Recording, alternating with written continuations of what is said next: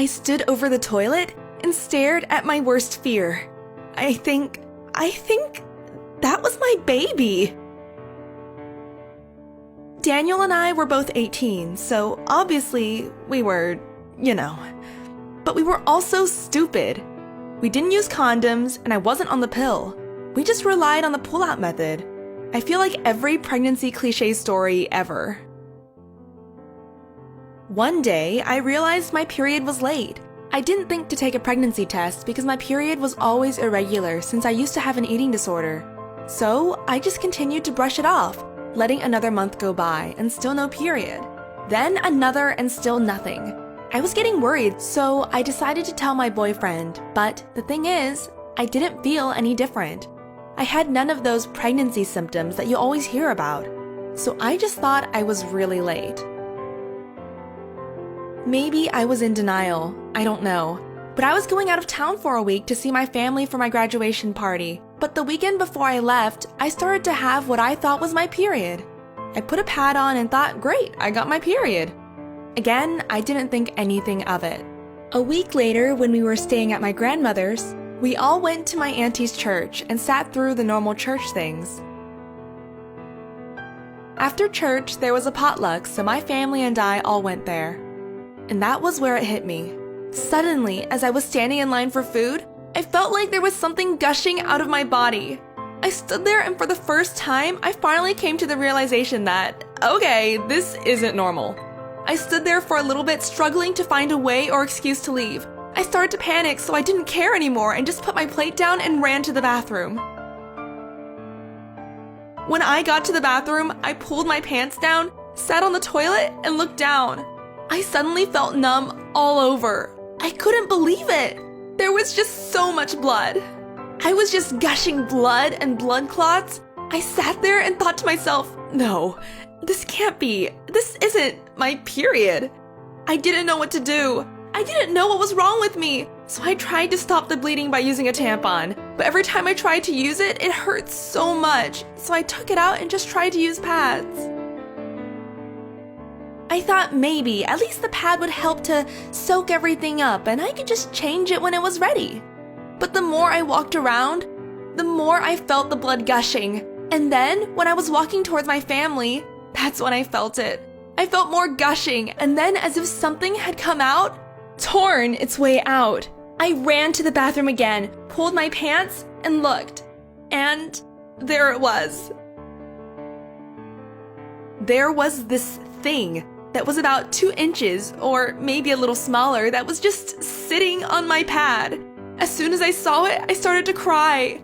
I had no idea what this all was until I saw this tiny little thing on my pad.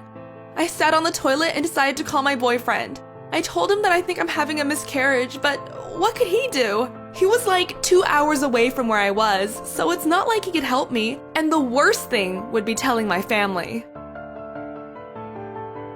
I definitely couldn't tell my mom or my grandmother. What kind of things would they say to me? I kept thinking about how they would be so disappointed. They were both very strict, so if I were to even tell them that I was having sex, they would punish me or make me feel terrible about a natural human thing. I just couldn't disappoint them, but I also didn't think I would have been able to handle their disapproval right then. I was on my own. I took a picture of it so I could actually see what it looked like because my eyes were filled with so many tears that I couldn't see clearly. I threw the pad away with the undeveloped baby and put a different pad on and decided to try to go about my day. And just as I was pulling up my pants, I then noticed that I bled through my underwear and pants. Luckily, I wore black pants, so you couldn't tell, but I started to have a breakdown again, so I called my boyfriend again. I told him that I had a miscarriage in church.